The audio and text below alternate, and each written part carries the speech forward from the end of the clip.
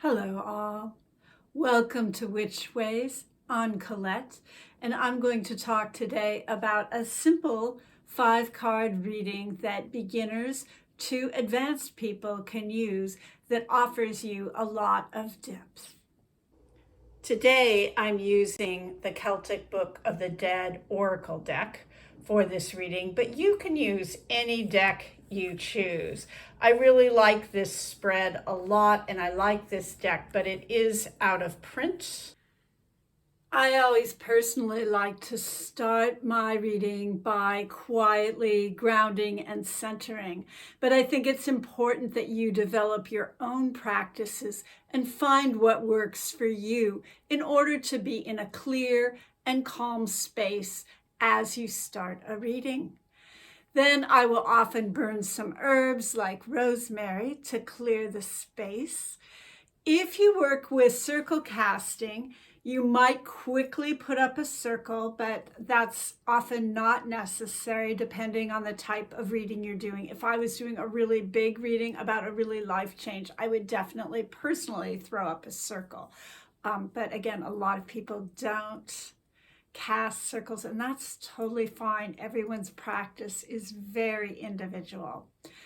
Once I have grounded and centered and cleared my space, I start by just letting my hands warm up, and then I pick up the deck and gently start to shuffle. Just before I begin laying out the cards, I like to burn a little mugwort. I use Artemisia vulgaris. It's a Western European plant that has traditionally been used for purification. And it helps me tune in a little bit more to the information that I am likely to get. And also, you don't have to do that if you don't want to. It's just an added benefit if you like plants and have a connection with that green energy and would like to do so and have some mugwort available. Another thing that I sometimes like to do is to place a mirror on my altar, just as a way to enhance, again, a little bit of that divination energy. The heart of the reading is a 3-card line that you lay out in the middle after shuffling, drawing from the top of the deck.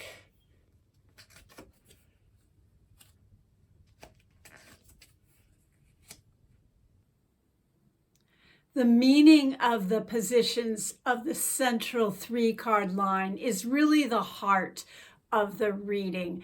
And the meaning of each of those 3 positions can change depending on the type of reading that you were doing, the nature of the question you're asking. But for today, I'd like to talk about a couple simpler versions. The simplest is probably to make the line read the first position in that 3-card to be past, the middle card to be present, and the end card to be the future. And that works well, especially if you are trying to just get a general idea about what's coming up around a certain situation, what you might need to focus on, where you might be going, or also if you want to get a weather report or an overview for a moon cycle or the near future. So using that interpretation of the 3 positions, what you might end up with is that first card, meaning something like in the past, you chose to retreat to an island and be sequestered. In the present, you are sitting on that island in that place, listening to the intuitive messages you receive.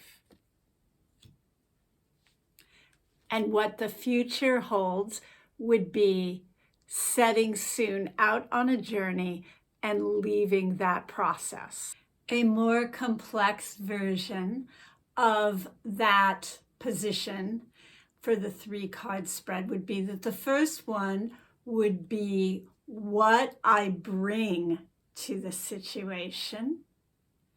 This middle card would be what is the nature of this situation. And the third card would be where I need to put my focus at this time. And it's very similar in some ways. It still reads in a way very time-like, very past, present, future, but it's a little bit more deep, and it works well for if you are looking at, say, where am I on my path? And which is often a way that I use this particular deck.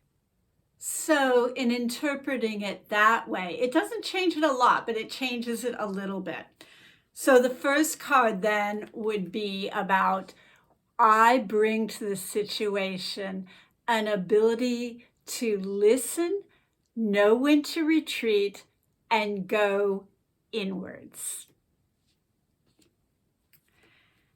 The second position being what is the nature of the situation, the interpretation changes to I listen to the messages. And in this position, there's a lot of messages going on, but there also is a lot of activity, which suggests that a change is coming. And very similarly to the past, present, future layout, this third position where I need to put my focus is you need to put your focus on the future and pay attention to where you're heading. So that 3-card spread works really well, and it's a great way to get started if you're just starting to work with divination, or it's also a great way to just get a quick snapshot. If you want to add some more depth, we do that by adding these modifier cards and making it a 5-card reading. And so the first card I pull, which is from the top of the deck and which I place above at the top of the spread, is the card that represents the viewpoint of deity or spirit. And that was this card, as you might remember from the reading. And that can also be viewed as the overarching viewpoint or the big picture or the takeaway if you don't work with spirit beings, and a lot of witches don't. The other way, if you are on a spiritual path or consider yourself to be on a spiritual path in your life, is to look at this position telling you what you need to know about how this question fits into the path that you are on. So how you would interpret that position would be to look at it in a bigger way. So looking at this card, I'm going to take a way of interpreting it just strictly from the images that are in the card.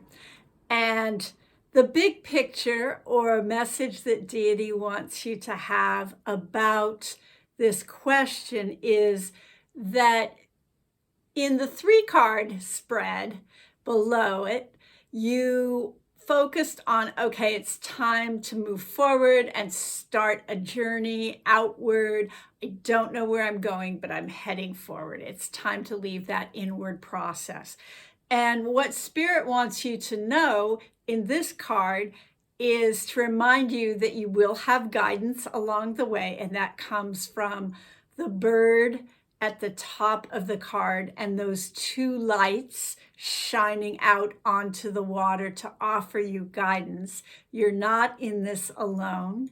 You do have support. And it's also to remind you that you will be coming into harbor and reaching your journey's end successfully. And that's an interpretation I took from this particular deck, which is the meaning of this card. And then the final step is to draw a card from the very bottom of the deck. This card represents what the reading is not about.